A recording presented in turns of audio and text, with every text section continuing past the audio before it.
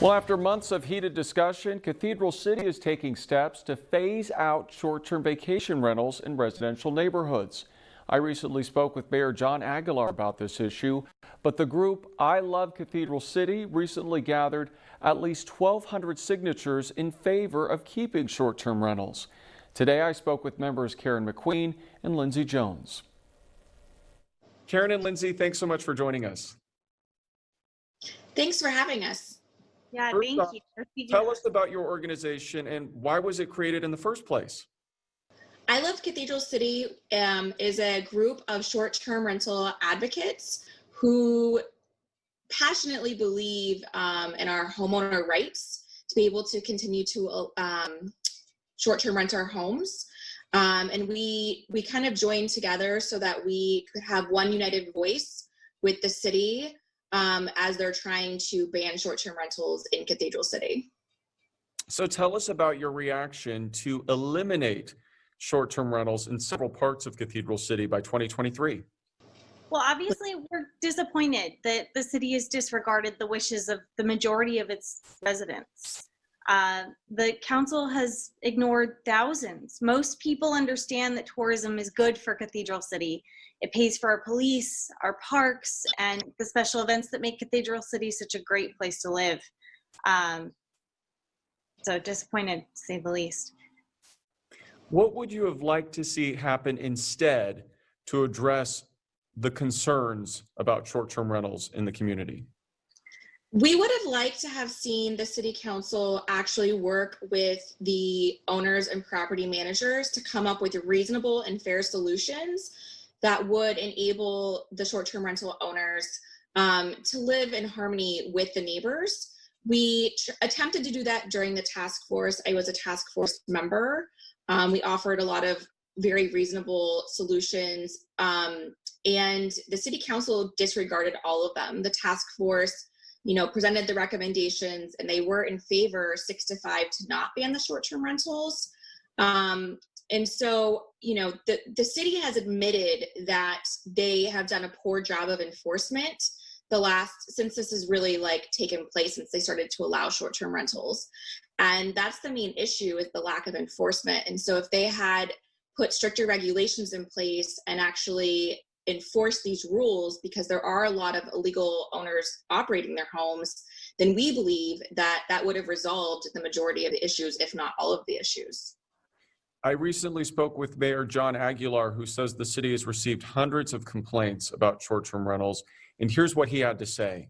From noise complaint calls to disorderly folks who had rented short-term vacation rentals, to including some of this physical altercations that was really affecting the quality of life for our long-term permanent residences.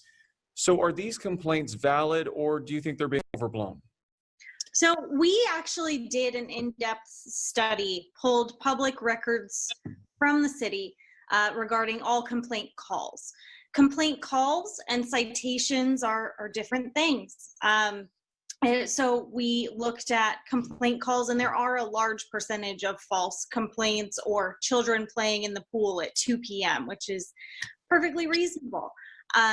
We did find that of most citations written, over 95% were given to vacation rentals operating without permits. So the issue here is truly enforcement, and there are some illegal operators that are causing most of the issues. There's also, if you will, frequent flyers who call repeatedly. The same neighbor who is disgruntled because they have a short-term rental next door to them, and just for the sheer principle of having one next door, will call 6+ times in the same night just until they get some kind of a response. But if you look at the citation logs, a lot of times, they'll send code compliance out, waste city resources, and say that there was no issue to be found. There's not even guests at the house, and they'll note that as well. So the number of calls and complaints is very different than the actual real citations that are being issued. And I think the citations are what you look at in terms of, is this a problem? Your organization has sent letters to the council about how it handled the vote in the first place, with concerns about residents not getting their voices heard in this decision. Tell us about that, and have you heard anything back from the council? So we shared concerns with council members in a variety of ways.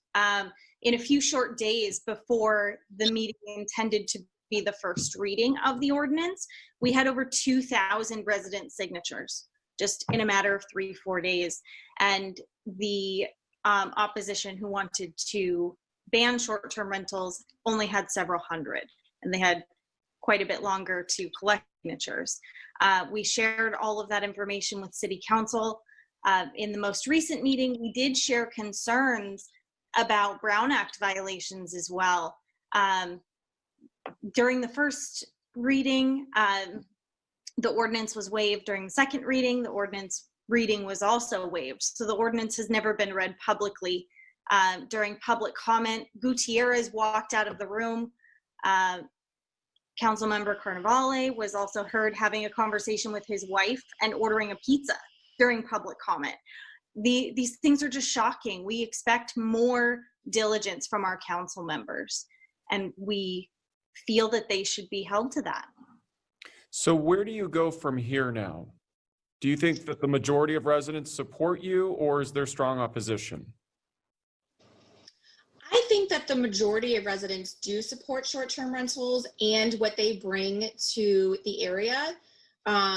Cathedral City is very much based on tourism for their industry. 1 in 4 jobs in the Coachella Valley is based on tourism. We did an economic impact study where with the revenue that comes in for just the short-term rentals, not the hotels, but just the vacation rentals, it's about $33 million to Cathedral City and the surrounding neighboring areas. And that doesn't include state and local taxes or the transient occupancy taxes, which go into the city's general fund.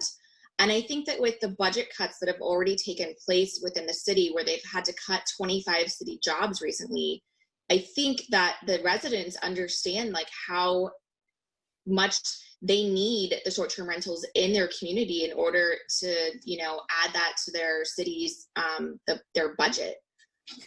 Let me ask you, since I know both of you don't actually live in Cathedral City, you own property there, will this spur you to sell your homes, or do you plan on staying?